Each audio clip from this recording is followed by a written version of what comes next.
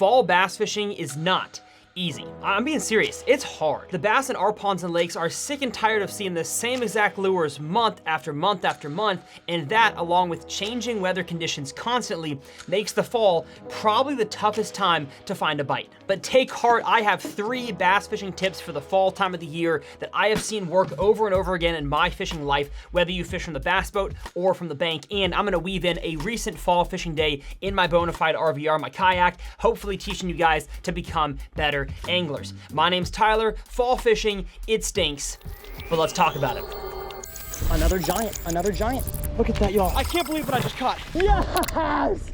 Well, what is going on, folks? Welcome back to TRF. My goal on this channel is to help you guys become better anglers. So if you're all about bass fishing and catching more fish, this is the channel for you. Now, today's video is brought to you by my merch brand, Infinite Outdoors. And if you've never heard the name Infinite, let me tell you what it means. So I believe in a 2-tiered meaning for my merch brand. It is not just some outdoor clothing brand. Infinite talks about the infinite possibilities of making memories, having fun in the outdoors. That's talking fishing, hunting, hiking, whatever, camping. That's Infinite Outdoors, meaning number 1. And the second is that as a man of faith, I believe in a God who loves us infinitely, that he would send his one and only son to die on the cross to be the sacrifice for our sins so that we can come into a relationship with him. And it's open to everybody. That is the second meaning of Infinite. I've got some awesome sweatshirts like the AFCO Reaper. It is the fall time of the year and it's getting chilly out there, at least in most parts of the country. So the Reaper is awesome. We've got some really soft pullover hoodies, the always popular Samurai sun shirt, and a variety of awesome outdoor hats and a few stickers on there as well. So I will leave the link for Infinite Outdoors down in the video description as well as pinned to the top comment. It would mean a whole lot if y'all would check it out. Now, I don't want to be a Debbie Downer, but when I talk about fall fishing, there aren't many positive thoughts that enter my mind because,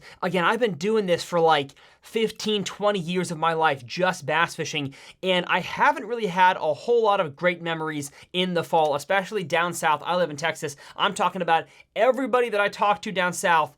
Fishing is usually not very good in the fall. Doesn't mean it can't be. For the most part, it's a grind. Now, before I talk about my 3 main tips for fall fishing, I actually have to give kind of an overview on what actually happens during the fall to all of our bodies of water and why that makes fishing so tough. When it comes to water temperature changes, let's start there. Of course, as a cold front blows through your area, it's going to cool the water down. Now, sometimes it just cools down kind of the surface area of the water, and occasionally, if it is a nasty cold front, it'll cool down the surface and a wind will rip, therefore kind of making the water tumultuous and kind of cooling down almost the entirety of the water column, depending on how deep your body of water is. And bass, for the most part, do not like cold changing water. Our southern strain bass, Florida strain, they do not like cold fronts. So if they are living shallow and that shallow water gets really cold all of a sudden overnight, the fish oftentimes may not vacate the area, but they just will get all kind of cold and they won't bite. The second way in which water can change is the clarity and the quality. Those two are kind of connected, but not totally the same. So as a cold front blows through, the clarity is affected because if you have any kind of mud or silt or sand in your body of water, it'll take that from one side of the lake and kind of push it to the other. So during the fall, you'll see a ton of areas on your body of water that maybe the wind has pushed waves onto it and it's just dirtier water.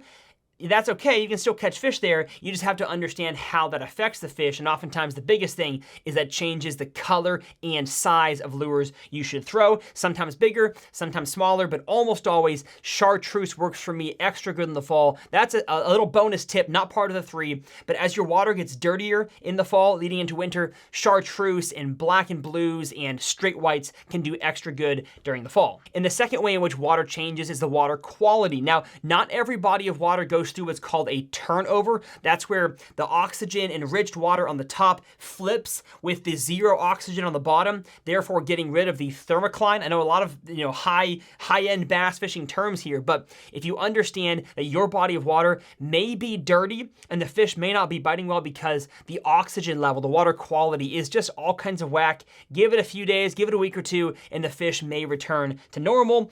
But as we go from fall to winter, The fact that there's a no thermocline or a much deeper thermocline oftentimes means the bass can be anywhere, and they will be. We'll talk about bait fish and location here in a second. And actually, now that I look at my notes, we're talking about bait fish right now. And so the biggest change with bait fish in the fall is that they are the smallest they will be throughout the entire year. And so I've got a pack of lures right here. We're gonna talk about this in one of my 3 tips, but with the bait fish being smaller, you've gotta throw smaller lures. And I say they're the smallest they're gonna be throughout the entire year.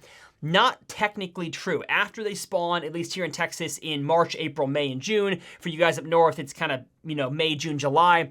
Technically, when they hatch, they are microscopic. They're gonna be the smallest they're gonna be all year. But bass are not like a whale that just opens its mouth and kind of swims through a school of bait fish, eating all the teeny tiny microscopic ones. That doesn't happen. Bass are a predator chasing a prey. And so the bait fish actually have to get to a certain size for a bass to, I wouldn't say see it. They can probably see super small bait fish, but it's only worth their time to chase if the snack is of greater value than, I'd say, like 1 inch, 2 inches, which is still a dang small bait fish.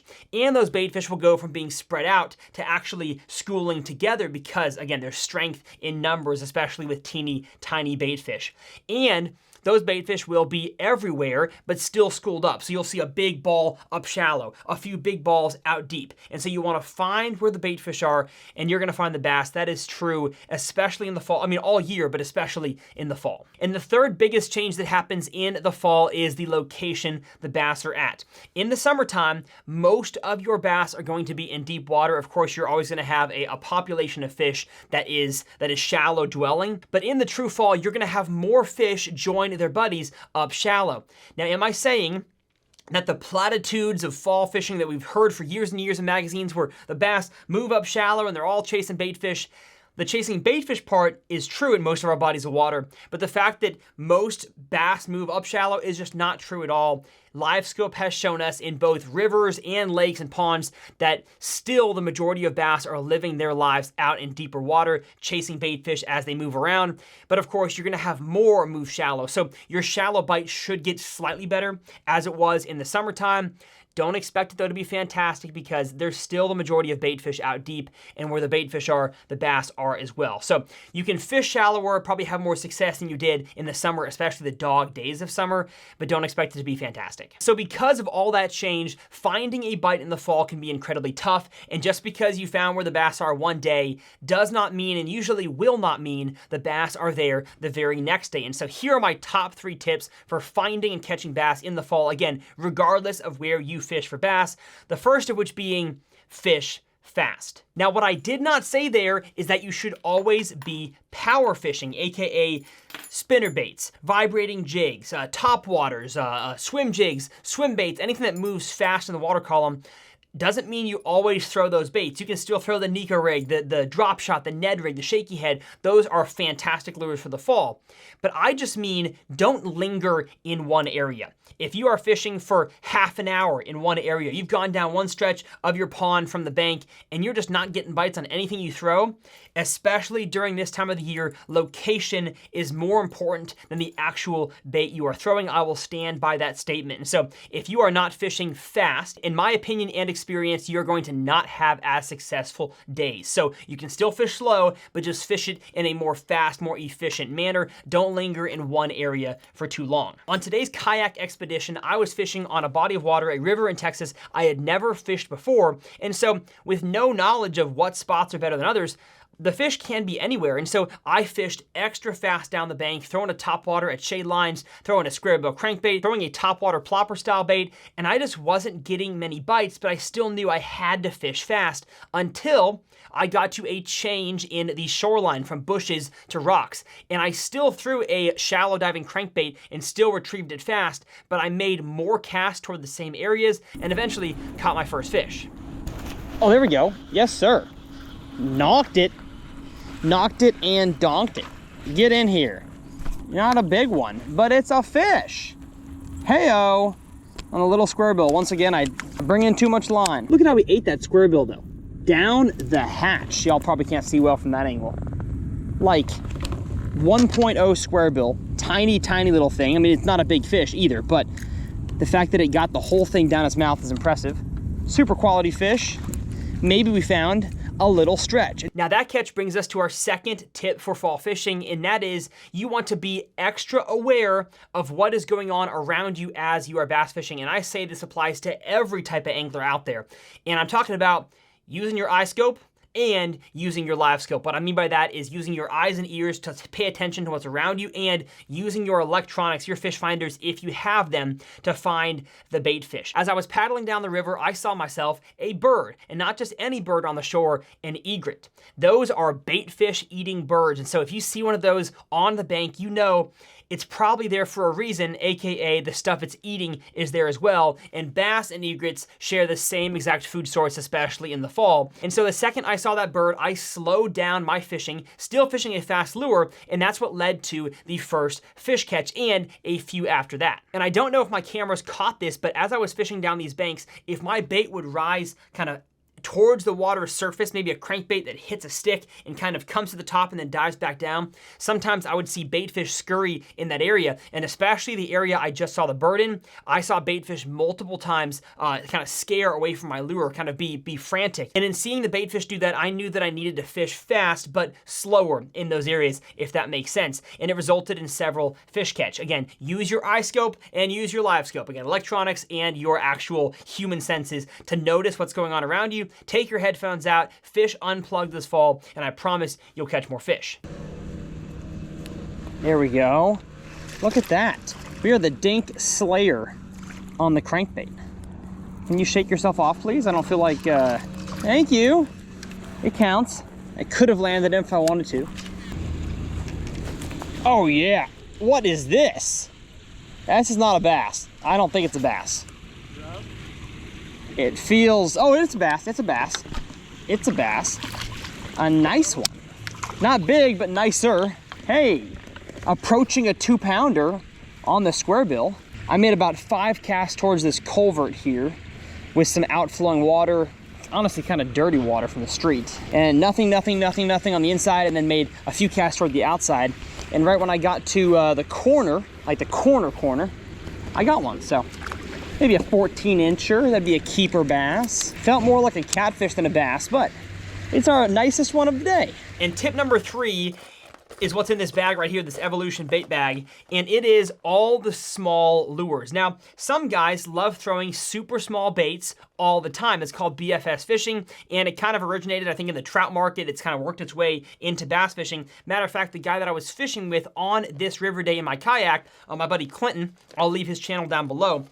He loves throwing all the teeny tiny baits, and he catches a ton of fish in this river, especially in the fall, because the fish are feeding on teeny tiny bait fish. Now, as a traditional bass fisherman, I don't have a whole lot of confidence in the teeny tiny baits, and so I will throw regular baits, but just the smallest version of them that the companies I work with make. And those are, at least for topwater, I've got the Strike King Poppin' Pad Perch, but it's the Pipsqueak. It is a very small topwater frog, and I've also got the Strike King, I believe it's called the Bitsy Dog. It's the Sexy Dog topwater, but it's maybe 2.5 inches long. For moving baits, I've got the Tungsten Thunder Cricket, the 3/8 ounce, and I trim the skirt a little bit and trim the trailer, so it's kind of a finessey vibrating jig. And my all-time favorite shallow lure that I caught almost all my fish on today, matter of fact, maybe all of them in the kayak, is the 1.0 square bill. I've made an entire video talking about this thing. I will leave that down below in the video description as well. Those are my 2 favorite. Again, small. They're not BFS, but they're smaller, more bait fish, imitating lures. And then if you want to throw a soft plastic, really any kind of drop shot with a small fluke, a small shad-shaped worm, I'm thinking about like the Dream Shot and the Mach schooler, as well as a Nico rig or a drop shot with a very, very small finesse worm. This here is the Fat Baby Finesse. Oftentimes, I'll even cut this down to make it super, super small. Those work very well. Again, I'm not a BFS type guy, but that style of lure, while you may not think it catches big bass, the goal of the fall for me is not to catch big bass, it's just to get a dang bite. And so you may have to downsize. Matter of fact, I shouldn't say may, you will have to downsize in the fall if you have bait fish eating bass. And all these lures right here that I will have linked down below are great ways to do that. Now, after I caught my first fish, my buddy Clinton caught 2 nice ones back to back. And I was like, what the heck are you throwing? And he says, I'm throwing like a crappie chatterbait. And I said, what the heck is that? So he came over and he showed me. And a matter of fact, gave me. You probably can't even see it here. No, you can't. It is a tiny 1/16 ounce vibrating jig. I cut the back like inch off of a Mach schooler and put it on here as the trailer. And I mean, it is so light, I can hardly throw it. Matter of fact, I had a whole bunch of struggles throwing this thing. And even though I know this thing works and Clinton was catching them on it, I think you just have to be better set up, better suited and experienced with throwing the ultra small lures. This, yes, is a better baitfish imitator than the 1.0 square bill in terms of its size and its presence in the water, a very small baitfish. 1/16 ounce vibrating jig just looks better. It probably catches more fish, gets more bites, but my confidence was not in that. So I took this thing off, put the 1.0 back on, and immediately got a bite. Oh, it feels good to cast a dang crankbait again. The 1.0 square bill. No way. First cast back. First cast back. After throwing the little mini, oh, never mind. False alarm. Plastic bag. Either way, it was so much easier to throw. And it's crazy how much confidence a plastic bag will give you, because I'm ready to smoke them on this crankbait now. Holy cow. Way easier to cast. Yeah, I'm not a BFS guy. I'm a small lure guy. Let's go. Let's go. The second I took off your chatterbait, I caught one. I'm a traditional bass fishing lures guy. Little half scoop. As I expected, they're a little further off the bank. And in throwing that teeny, tiny little vibrating jig, little crappie vibrating jig, I just wasn't able to get it deep enough. I don't think the fish are like on the bank. And that is a plastic bag and a bass on back-to-back casts. And that was a little bit further off the bank. So my mind was right. He was catching them on it, and so I was trying to force it, but you can't force something if you don't have confidence in it. And I knew in my head where the bass should be, and they were. So proud of myself there. Now, am I saying that these 3 tips and the lures I recommended will catch you more fish on every trip in the fall? Probably not. Fall fishing can just be tough. It can be stinky. Matter of fact, it's probably my least favorite time of the year to fish because the fish are just not predictable. But I hope these tips here, at least in my life, I've seen it happen, can get you from being skunked to at least getting a few bites and maybe catching 1, 2, 3, or 4 fish. In the springtime, we'll talk about how to have those 10+ fish days and how to catch some giants. But the fall for me is just getting by and getting some bites, and hopefully this video helps you do that. Now, if you want to watch a grind fall fishing uncut, I will leave it up here. I did end up finding some fish in that video, so it's definitely an intriguing one to watch. And if you are a pond angler and you want to learn about the transition in the fall and how it actually affects or doesn't you guys in ponds, I will leave that video up here in this corner. They are both clickable links. My name's Tyler. As always, it's a pleasure. I will leave all my tackle linked below. Those are affiliate links, so if you could please shop using those, it would help my channel continue to grow. And we'll see y'all next time right here on TRF. Good luck this fall, because you're gonna need it.